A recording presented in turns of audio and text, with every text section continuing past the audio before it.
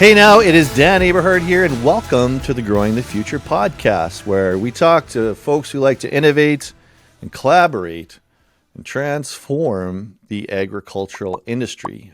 Thank you so much for joining us for Season 5, Episode 6. I was first exposed to the technology we're going to discuss on this episode on the farm at a field day many years ago. And in our world, generally, fungicide spray is considered standard for protection against disease in crops. We use it much like an insurance policy.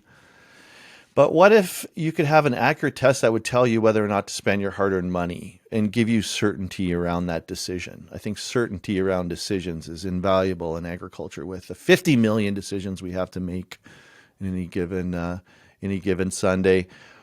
And what do optimization of ship times in cattle, presence of disease in crops, and infection by COVID all have in common? Well, there is a genomic-based technology that is available today that helps producers determine all of these things that we're going to discuss on the show ahead. But before I introduce today's esteemed guest, I would like to remind you to check out the Aberhart family of companies online, if you would, starting with aberhartfarms.com, where we grow food to feed the world in Langenburg, Saskatchewan. Suregrowth.ca, where we offer precision agronomy consulting services. Convergencegrowth.com, where we accelerate solutions across food and health and agriculture. And AberhartAgSolutions.ca, where we deliver one-of-a-kind fertility solutions of the future to your farm. Get notified about our new episodes by signing up for our newsletter at growingthefuturepodcast.ca. Now, my next guest grew up on a mixed cattle farm in southern Saskatchewan. She has a M.Sc, a Master of Science in Animal Genetics from the University of Saskatchewan. She is the Vice President of Operations at Quantum Genetix and Relica. And she is currently helping producers with ROI on spraying fungicide at the right time by getting the precision application right for fungicide, for optimal coverage of that fungicide.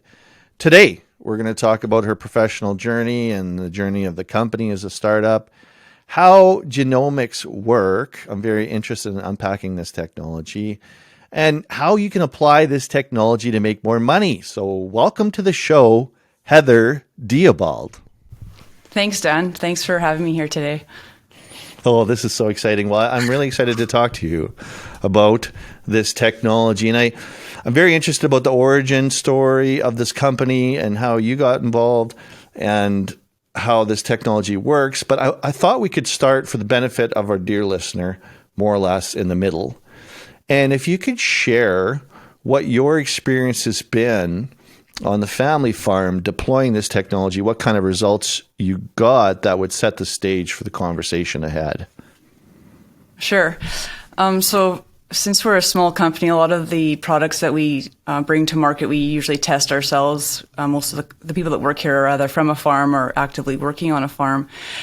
So I farm with my in-laws and my husband just east of Saskatoon. And so when the technology for Q-Protect came out about 8 years ago, of course, my husband was the first person that I wanted to give a try for this. So I sent him to the farm with a bunch of tubes and asked him to go collect petals. And I told him that once he got his results back, he'd know if he needed to spray or not. And up until that point, they typically had been spraying every year for fungicide. And so we got the results back and they were negative. And he's pretty open-minded, but he was quite hesitant, and asked, are you sure that these are right? Or maybe we should just spray half of them just to make sure. And I said, no, there's no way that this is incorrect. So there's no spores there and there likely isn't going to be any disease. So it took some convincing, but we decided to test again about 5 days later and the results came back the same. And so there was still no spores out there or active. So we ended up not spraying and everything, worked out great. And so in the past 8 years, I just talked to my father-in-law the other day and we've actually only sprayed 3 fields. And so when I just did the quick math, it's upwards of close to $500,000 or $500,000 that we've saved over the course of the last 8 years by using this technology. I think that's amazing. And I think that really sets the stage for the conversation ahead. And, this is a very interesting technology that I'd love to see more widespread of use of. So tell us a little bit about your professional journey, your education, your background, and how you got involved with this company, Quantum Genetix. Sure. So like you mentioned, I come from a farm in southwest Saskatchewan. I took my first 2 years of university in Lethbridge. I wasn't really sure what I wanted to do. I knew I wanted to get off the farm and get away from my parents, and so I went there for 2 years. And then they might be listening, so I don't know. You got to be careful what you say about your parents here. Well, then after about 2 years, I started missing Saskatchewan, and I really missed the connection with agriculture. So I transferred to the U of S and finished my agronomy degree there. And then after I finished that, I actually lucked out and was able to go work in Scotland for a little while, working for the Forestry Commission. And so we basically went out and sampled diseased trees in the forest and then brought them back into the laboratory and diagnosed them and did some testing on them. So that was kind of my first experience with lab work, and I really enjoyed it. And kind of looking back to when I was picking electives in university, I was picking genetics as like a side elective course. So I guess I kind of saw my nerd science side coming out already then. And then when I got back from Scotland, Quantum Genetix was just getting going. So I took this as kind of a part-time job while I was looking for what I thought was a real job at the time. And then I had an offer in Edmonton, but I wasn't really wanting, I guess, to leave Saskatchewan again. And so Lee offered me a full-time job here. And I've been here ever since, I guess. And how long has that been? I think the company's been around a couple decades now. Yeah, it's just over 20 years this year. Unbelievable. So tell us about the story of the founder and this technology and some of the ways that this technology was deployed in the beginning. Sure. So Lee Marquis is the founder, and he's from a cattle farm in southern Alberta. He's always had a real passion for cattle and genomics as well. And so he was doing his Master of Science at the University of Saskatchewan, which is where our initial technology came out of. And it's kind of similar to with the Cubertect, he was working on his own farm and was learning about a gene called leptin and how it can impact growth traits in cattle. And literally looking at his animals thinking, hey, there's a way that I can use this and I think I can make a business out of this. So he came back to the lab and started Quantum Genetix, and it's still the basis of our company. We do a lot of animal genomics, but that's kind of how we started. How does the gene tell us what we want to know? How does that work? So leptin is found in all organisms, in animals and in humans, and so it affects your fat growth. So essentially what they found was a mutation that affects how quickly cattle lay down fat. And so there's a certain population or animals that will lay down fat quicker than others. And so in the feedlots, we can predict which ones are going to lay down fat quicker and sort them or group them and then market them based on that potential. How big a deal is reading the genome 20 years ago versus today? I mean, the technology must have come light years. Yeah, it was really at the start when we would talk to farmers or go to trade shows, just saying the word genomics, you could just see their eyes glaze over, and it was like, that's not for me. So we do joke about that internally, that we feel like we were, have been like kind of 10 years ahead of our time. Obviously now in both the plant and animal, genomics is a huge part, and using genetics to try and make better decisions is something that producers and farmers are looking for now. So it's definitely come a long ways in the last 20 years. Yeah. So how does being able to read the tea leaves, like with the genomic technology that you're using, how does it tell you when the optimum time to ship cattle is for the best return? Because that's essentially what you're doing with the technology, right? Yeah. So if you had, say, a pen of 200 animals, we've integrated a number of other genes as well into the program that we use. But essentially, if you had a pen of 300 animals, there'll be like a third of that population that's going to finish faster, have a higher potential to have a better hot carcass weight, ribeye area, maybe marbling, and then another third that are going to be a little bit farther behind, and then maybe another third that's going to be a little bit later. So what you can do is look out into the market, and you can predict that you're going to have these, population of animals is going to be ready to go the week of September 2nd. And then you can also look ahead and look at the market and know that this next population is going to be ready to go at the end of September. And then based on the market and the prices, you probably have a few weeks to determine which week you want to send those animals. And ideally what you're doing is also, instead of sending a mixture of all these different genetic potentials in one group, you've segregated them into different groups, so you have more uniformity, and you have a better idea of like what you're sending and what kind of payback you're going to get. I'm just thinking of all the diehard smoking fans out there, the folks with 5 different versions of the Traeger. And this is probably where they should start for, looking at marbling and laying down the fat is with genetic testing in the feedlot. But how does a producer physically go about executing this testing, and what kind of scale have folks been doing this on over the years? Well, typically it starts with the cow-calf producer or the commercial breeder. So they'll start testing their bulls to determine which genes that they want and what variation of the genes they want, and then they start breeding that into their breeding stock. And so then for commercial, cow-calf operations, they'll purposely select an animal that has the genetic potential that they want to introduce into their herd. And then it's gone as far as some of the feedlots that see that benefit have started asking for those, specific genes in the animals that they're buying when they're purchasing their stock for their feedlot. I'm so fascinated by this aspect of the genome. How much do we really know about the genome? Is it a science that's very well established and very well fleshed out, or are we just at the tip of the iceberg with genetic research? I think it's really just the tip of the iceberg. I think it's amazing what we can do, or even the technology that's come as far as how we identify these genes when we get a sample. So we take an ear sample from the animal, and it goes through a process in the lab, and we get it down to the DNA level. But there's so much more that we could find out. We've only just, I think, touched on the different ways that we can use genomics with respect to the animals and cattle. How much you guys are continuing to come up with new purposes, new ways of using this to help cattle producers make money, for example.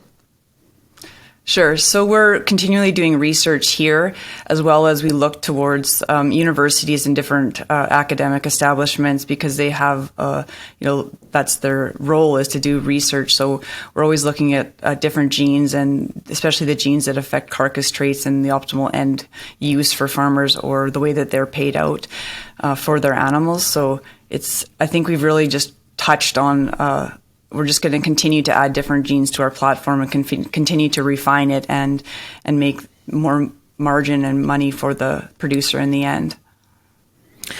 I'm wondering, if I'm a cattle producer who's forward thinking enough to deploy this technology in breeding, how much quicker is the iterations of getting to where you want to go with breeding than just using traditional methods? Well, it probably depends who you ask, I guess, in the industry. We see, and it's proven, the genes that we're using have a huge impact on those traits that we're looking for. So there's, like anything, there's a whole bunch of different tools or different metrics that you can use. So I think as a producer, if you just, you got to start somewhere.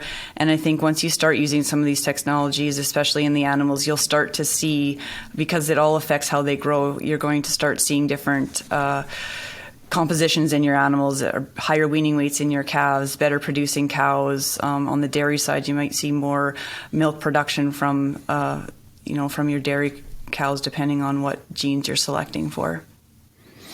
I wonder, are you able to find out if the design of these cattle, so to speak, genetically speaking, is faulty, if they have issues in the future, much like people are trying to look for disease in themselves by mapping their genome?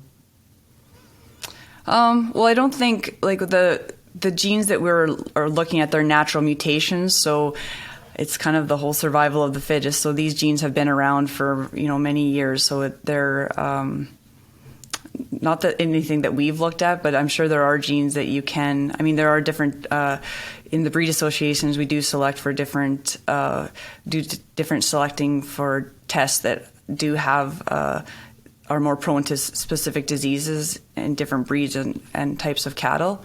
So I'd say there already are people that are doing testing to see if their herd or their specific breed is more prone to having a disease outcome in specific diseases, I guess. So this technology, Heather, this genetic testing, are you able to see deficiencies in the cattle? Are you able to detect disease or faulty design, as it were, much like people are searching for those answers by mapping their own genomes if there's disease or road bumps up ahead in their own health? Or what are you looking at when you search the genome of these cattle? Well, a lot of what we target is, like I'd mentioned, for different traits that affect how the feedlot owner or the producer will ultimately get paid. But we do a lot of work also with breed associations and purebred breeders where there are established disease tests that we can do that will predict whether an animal will end up with that disease or not, and they can make breeding decisions based on those results. So how did you guys decide to make the leap to crops from cattle? About in 2010, there was the flax crisis, I guess, in Canada. And because we're set up to be a high throughput DNA analysis facility to literally do millions of cattle, we have a very high capacity compared to most labs probably in Canada. And so we were approached, at the time we were at Innovation in Place, and so we were approached by some people in that industry wondering if we would be able to come up with a test that would be able to help to identify and test the flax that was leaving Canada. And so we basically just pivoted and designed a test to look for the GMO in flax. And then we started doing vessel testing and railcar testing and basically testing any of the flax that was being deported out of Canada. What was the flax crisis about? Well, the European Union found some GMO flax that was, I think it was originally bred in or started in from the University of Saskatchewan, and so they don't accept obviously any GMO there. And so it was down. I think it was very like 1 out of 10,000 seeds could have the GMO variety, and it would be turned around. And so they needed something like a PCR-based analysis to make sure that there wasn't any GMO in any of the flax that was going out. Right. Now I remember that. Thank you for that. So how is it that you guys work with crops now? What are the main products or features of what you guys offer as a company in crops today? So after the flax testing that we did, it kind of opened our door into doing some more plant and stuff on the crop side. So their original test for the petal test was, I think, designed in the 80s, but that test for Q-Protect took about 10 days for you to get your results back. And so again, with the machines that we have, basically once you get the organism down to the DNA level, whether it's plant or animal or even human, the machines that are used to analyze it are the same. And so we came up with a real-time test, a way to get results within 4 hours of you sending in your petals, that we could give you a result letting you know whether or not there's sclerotia spores present. Is it largely sclerotinia that you're testing for? Or are you doing other diseases and other crops as well? We're continually trying to find any other pathogens or fungal diseases that we can test for. So another one that we do quite a bit of is fusarium in wheat. We do club root testing and then a number of soil pathogens as well.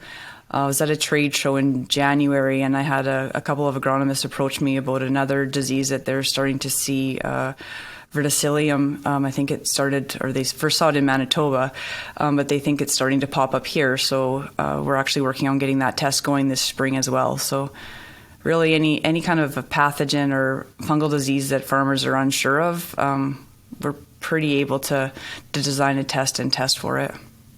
How does the test work if it's based on genes detecting whether there's spores available? What are we looking at here? So we look for the actual sequence of the pathogen. So in the case of Sclerotinia, we're looking for the Sclerotinia pathogen. So we have what we call targets that we specifically look for that DNA strand. So once we extract the DNA, we just target that product, and then through analysis, we can let you know what's there or not there. Right. Can you give me an idea of the scope of Sclerotinia in canola as essentially a layman who, doesn't grow crops every day? What does that look like? How much disease how is there? How prevalent is it? How much of an effect on yield does it have in Western Canada? How many times out of 10 would you need to spray for it? What kind of yield drag is it on Western Canadian production? Well, it can have a really substantial yield loss. It can be very detrimental. There's varying degrees of how much yield a farmer will lose, but I've heard upwards of 50 or 60% of your yield can be lost if it's a really wet year and if there's a lot of disease there. Tight rotations with canola can also cause a buildup and cause there to be more disease. I think what makes our tests so beneficial or useful for farmers is the number one question I get from farmers is, I don't know if I should spray or not. I'm on the fence. I'm not sure what I should do because there's literally no way to tell other than a few metrics like wetness or some of the different moisture and factors that come into play that usually lead to the development of the disease. Visually, there's no way to tell until it's too late. Yeah, that's what I'm wondering is how are people typically deciding to spray or not without the use of a technology like this? I'm a farmer standing in the field to spray or not to spray. What am I doing here? Am I rolling a dice? Am I flipping a coin? Am I consulting, the Oracle? How do I know? Well, there's this Sclerotinia checklist that farmers can use where they look at the weather, the moisture levels, their crop rotation, and it'll give them a rating, I think, out of 10. Some farmers just spray out of precaution. It's just what they do every year. It's just a security. And so there's, depending on, I think, the area that you're in also, some people have different pockets of Saskatchewan where we'll talk to them and they'll just say, our area never has disease, so we just don't spray. And other areas will say, we're always wet, we always have disease. But it's interesting because as the tests are coming in every year from across Western Canada, we can see literally where these pockets are or what's happening each year. And we have maps that we put out every year, and it's not consistently one area has it and one area doesn't. It really depends mostly, I think, on the weather and the moisture levels and obviously the crop rotations. Well, I find this whole subject fascinating. I don't know if I'm going to get you out of your wheelhouse here, but when you say fungicide, obviously spraying that into the environment, we think of it as relatively safe, and I'm sure that it is, but it's also affecting, I think, the whole food web, soil food web, I guess, that we hear more and more about fungus being part of, the ecosystem. And if we're scorching that, much like maybe we're taking too many antibiotics, does that have a net effect, or is it just the dollars that we're worried about? I guess my question is there any concern about spraying fungicides as an insurance policy, better safe than sorry, into the environment? Is that a factor in what you guys are looking at, or is it just financial? Oh, it's definitely something that we think about.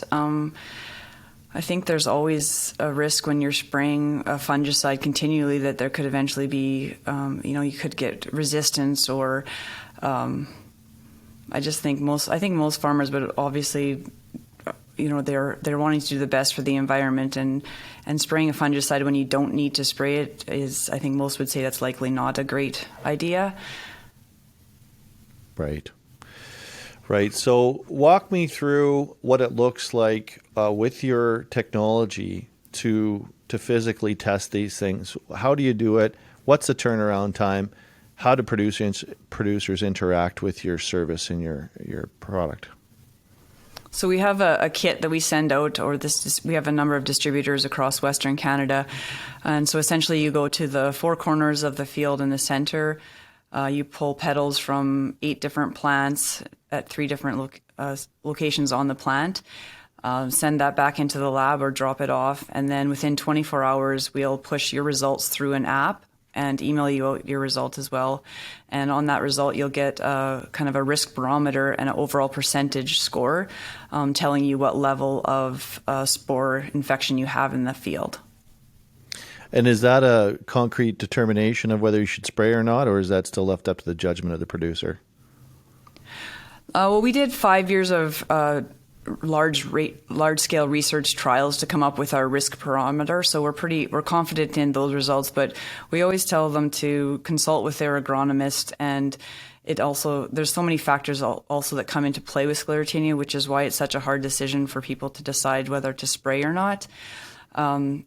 One thing that we also really get people to take a look at is even if they get their results back and they're negative, if the conditions have been conducive to the disease developing, we have some farmers that will test a second time like we did that first year.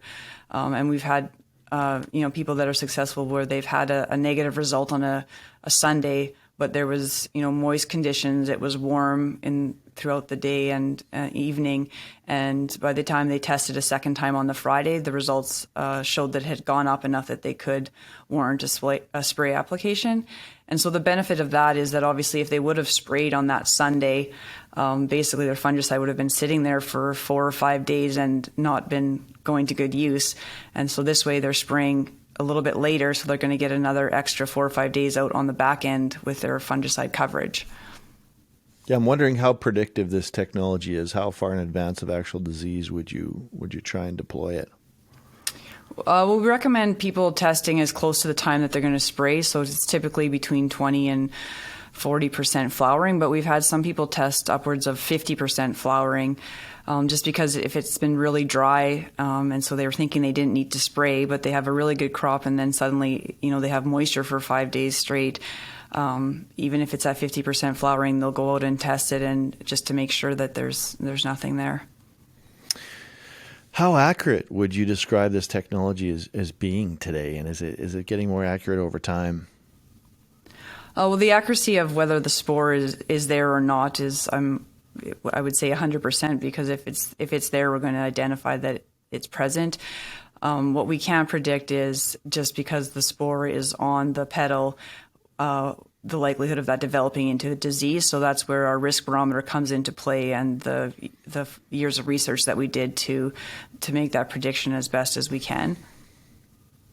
I'm wondering if you have all this data about where the disease is and where the disease isn't, and over time that shifts.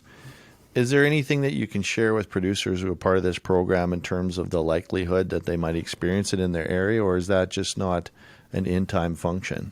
I'm just wondering about like a heat map of disease that indicates the likelihood of having this disease in your area. Again, with this disease, we found it's just so unpredictable, because we have areas where we'll have, like 10 hot, like you said, heat maps where it's positive, like upwards of 50%. And then in the middle of that, there'll just be like a green space where there was no disease. And so when we go back and talk to those farmers, it's likely, it's a field maybe that hasn't had any canola on it, or that seems to miss the rain showers that come through. So, even on our own farm, the year that we did spray, there was one field, and it was, just kitty corner across the road from the other field, and one had disease and one didn't. Right. I'm wondering too, when producers are looking at that, even if the test is negative, it's got to be hard at times not to spray, because at least if you sprayed, it's done, you did what you could, you have that insurance, you have that security blanket. But if you don't spray, you're still vulnerable, and you could have that yield loss. But do you experience times when the test tells you not to spray, but then you have the manifestation of the disease later and you do have some yield loss? Is that an issue, or generally it's very predictive and you can put your trust in it and it works? Well, I have never had a complaint or someone come back to me. I'm not saying it doesn't happen. Maybe they don't voice that to us, but I think it's it's an emotional decision to spray or not, which I think is why a lot of people just spray because they just feel good and comfortable. And unfortunately, in Western Canada, typically the spray time falls right before July long. So, I have friends included that it's like, I'm just going to spray and then, I can go to the lake. I don't have to worry about it. So yeah, it's definitely, it's an emotional decision. We've probably find that the farmers at the start, the ones that use it their initial time, especially if they've typically been spraying, they're a little more skeptical about not spraying when we say. So sometimes they'll say, I'm just going to actually spray half of it and I'll just see. Like they kind of like to do their own testing on their fields. Or they'll do what that other farmer had done is they'll test it and then they'll test again in 5 days just to make sure that it holds true. Well, I find this so fascinating because, we're dealing with people and, what people think and how they perceive things. And right in your frequently asked questions for Q Protect for sclerotinia, you talk about retails. Hey, if I sell this product, if I promote this product, will it cause me to lose fungicide sales? But you're saying there's years when you might think you don't need to spray, but you do, and vice versa. This just increases your accuracy of your advice to your producer. It doesn't necessarily reduce your fungicide sales, which could be concerns from a revenue or budget point of view. Yeah, for sure. And we have some retails too that do some testing every year. They'll select a handful of farmers right at the beginning of the year just because they want to kind of see what's going on in their area. And so especially if they're in an area where they have a hard time convincing farmers that they do need to spray on a year where it likely is conducive to there being disease, it gives them a talking point. Then when their farmers come in, they can say, hey, look, we've got these 10 results back and it looks like there's a lot of spore activity in our area. Maybe you want to think about doing a test because this might be a year where it would be beneficial for you to spray a fungicide. I can't help but think of the long-term benefit of building that trust and using tools that help you be more accurate and giving recommendations to your producers. How much uptake are you seeing from agronomists who are deploying this as part of their service to say, I can tell you, Mr. Producer, if you have disease or not using modern technology? Is that a big part of it?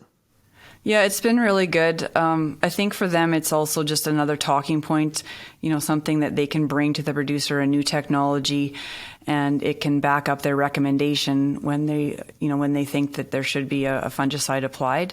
And so I think it just helps create confidence and that relationship with the agronomist and their farmer. Who else is doing this in the market? How much competition do you have? Is this a bloody ocean or is this a blue ocean scenario? There's a couple of other companies that do it as well. As far as I know, we're the only ones that have an actual risk barometer that correlates your results to the level of risk involved of whether or not you should spray. Mm-hmm. So you have some unique features and benefits. So you talked about working with sclerotinia, you talked about working with fungicide, but if you have the ability to I guess I don't know how you define it, but search the genome or map the genome or look for the presence of certain genes. What else can we do with this technology, Heather? It seems like there'd be infinite applications. Ooh, that's a big question. All the engineers are just sitting there with their notepads ready to take your ideas here. But I mean, we must be able to improve breeding. We must be able to select for certain genetic traits. This must speed up. Obviously, people are using this technology for breeding better seed with better traits. Like this must be an infinite field of possibilities. Pardon the pun. Yeah, I think there's obviously a lot of research going on with respect to different varieties and breeding and different tools for resistance against different diseases. It's just a lot longer process, I guess, than being able to just do a DNA test and figuring out if the pathogen is present or not. With the turnaround times and the shipping and stuff like that, is there ever an obstacle in the future? Will it be you'll have a little box that's like Star Trek Enterprise and you put it in there and boop, boop, boop, it sends results to your phone? I mean, we're talking about instant soil testing. We're talking about instant tissue testing. Can this technology be instant as well? Would that help uptake and adoption? Yeah, I think it would for sure. There is some research being done on some technologies like that we've kind of been watching. One thing that we're working on, because one of the biggest pushbacks we get from people is, I don't want to go walk my field when it's 30 above and it's 30 or 40% flowering. Who wants to walk through a canola field? So we've kind of been looking into some maybe drone technologies where it would eliminate the producer from having to actually physically walk through the field. But we're still in the testing stages for that. I love that idea, and I think that's a big part of helping this expand. You said that you're one of the more high throughput labs. Can you give us an idea of the scope of the business, whether it's acres or tests done, or what your capacity is, or what's the capability of your organization that way? So with our being a high throughput facility, we have the capacity to actually run our lab 24 hours. We have some really cool instruments here that we can basically load up in the evening, and we call them our robots, and if they crash in the night, they'll literally send a text message to one of the technicians and say, like, I'm out of sorts, or I need to be fixed, kind of thing. So our staff is really good about during the peak season. Unfortunately, holidays are very limited, and basically running 18 hours a day. We have drop boxes outside, and we know that that 3 or 4 weeks here, we have to really buckle down and be open for extended hours, I guess. I love that you get a cry for help from your robot in the middle of the night at the lab.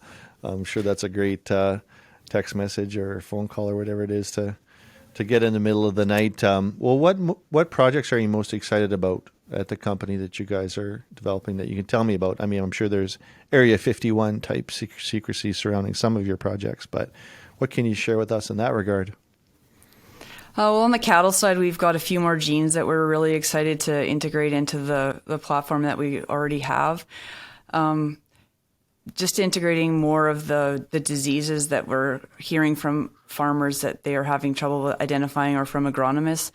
I think really the passion here is that we just love to help farmers, and being farmers ourselves, we're always just really excited if we can come up with a test that's going to help somebody identify what's going on in their field or help their bottom line. So we have a few more of those tests that are going to hopefully come out this spring. And then we're also looking into doing a little bit more testing on the soil side. There's not a lot of labs in Saskatchewan that you can send in for soil analysis. So we're starting to kind of look into that, I guess, too, here. Well, and I can't help but wonder if your technology wouldn't be great integrated into a larger company as well. I don't know if the goal of the company is ever to make an exit, but I can't help but wonder that this would fit into somebody's organization that has a much wider breadth and scope as a company, but you could take this very specialized technology and apply it to other things. So I don't know if that's ever in the plans to diversify or become part of a larger whole or lend this technology to other applications. We're always open to different ideas. We've actually looked a little bit into, because there's so many different pathogens. We have had some talks with some greenhouses and different operations in California looking at white mold or molds in strawberries or spraying in grapes. There's so many agriculture crops that are sprayed that likely don't need to be sprayed. We do get some inquiries and questions into if we can help kind of in that aspect too. So that's something exciting that maybe down the road we'll be able to move more into some of those areas, or possibly into the United States. Well, the company had a very recent foray into a very controversial part of subject here that I want to ask you very directly now on the podcast, Heather. Is COVID real? Wow, that is not to put you on the spot here or anything, but you're going to hear it here first, folks, on the Growing the Future podcast with people that have the technology to detect: is this thing real? Yes, I from my standpoint, I would say yes, it is. We did quite a bit of testing on it, and it was very real for us, and definitely a part of our business. So how did that happen? What was the eureka moment where, holy doodle, we have the technology to test this? And what was that like? when the COVID first started, I guess we knew we had the capacity to be able to help out in that respect. And so we approached the government and some of the people that were working on doing the COVID testing and made them aware that we were able to, have the infrastructure here that we could do that. And then just internally, we quickly just started to basically structure our lab and get it up to the standards and capacity that we needed to be able to switch and pivot into human diagnostic testing. And so that probably took about 9 months for us to get our accreditation and our certification from the health ministry. And then we started testing. That's incredible. So what kind of a test is it? Did you have to send the results away, or could you get them instantly in your hand? So our test, we relied on some of basically the same testing that they were doing out of the National Laboratory in Winnipeg, or like published tests that were designed for COVID testing. So everything was done here in our facility. So it took about, I think if we hand walked it through the lab, we could get a result within 2.5 hours. And so the bulk of our testing was for travel testing for Saskatchewan residents, is who we did all of our testing for. And we're still doing a little bit for China right now as well, because they still have restrictions there. Yeah, I was wondering, where are we at on this today? I mean, it'd be very interesting to see the snake through the pig bulge with COVID coming and going. And there can't be a lot of activity right now for that, or just for China, you said? Yeah, it's mostly for China. We do get the odd walk-in or customer that wants a test done still, but it's substantially lower than it was before. Well, I love the concept of this technology and being able to detect these different things. Getting back to crops, what kind of investment is it for producers to use this technology across? Say my brother's 17,000 acre farm. What would it cost for him to test? I guess it'd be specifically on his canola acres. But what kind of investment is it to test your crops? It works out to about 70 cents an acre right now for the Q-Protect, like sclerotinia test. 70 cents per acre. So the dollar investment's very low. It's probably just the time and the effort and the timing to get it done. Yeah, that's definitely the biggest hurdle, I guess, for farmers, is finding the time to go out and do the test. Yep. Yeah. So what would you say to producers that are on the fence about using this technology? How would you encourage them to look into it or consider if it's right for their business? Well, I think if they have any hint of uncertainty of whether or not they should be spraying, I think I would just start with one field and see where it goes from there. It's always exciting when even when we do it on our own farm, we test, hundreds of samples here every year, but it's always most exciting when we get the results back from our farm. So I think if a producer can actually see their field, and because we divide it out into different quadrants in the center of the field, you can actually, when you're doing a half section, if those two half sections have actually been farmed differently, it's really interesting because you can see different variations in the level of infection between those two fields. And even in just the different sites of like the north half of the field versus the south half of the field. And you can start to draw different conclusions and maybe think about doing different fungicide applications or rates on those different areas of the field. Well, I love that you offer producers an opportunity to reach certainty on the decision-making process, because otherwise it's got to be just a shot in the dark. And I assume most producers have resigned themselves to the fact that spraying fungicide is a way of life and just needs to be done on a regular basis if the right conditions are present. But I imagine that you would become a lot more educated and certain over time if you use a product like this, and to know that you're not spraying in a way that's gratuitous or isn't the right thing to do financially for the farm or for the environment. So I think you guys are doing fantastic work. And I imagine over the course of the coming years, you guys are going to continue to expand your services based on technology like this, and we'll have a lot more certainty in other new areas, Heather. So good work. How would folks get a hold of you if they want to know more or get your service going on their farm? They can just contact us directly, or they can ask their local retailer. We do have a number of them in Western Canada. I think most of them have heard of our technology. So, yeah, the easiest way is they can just give us a call and let us know where they are, and we can let them know what retail in their area distributes for us too.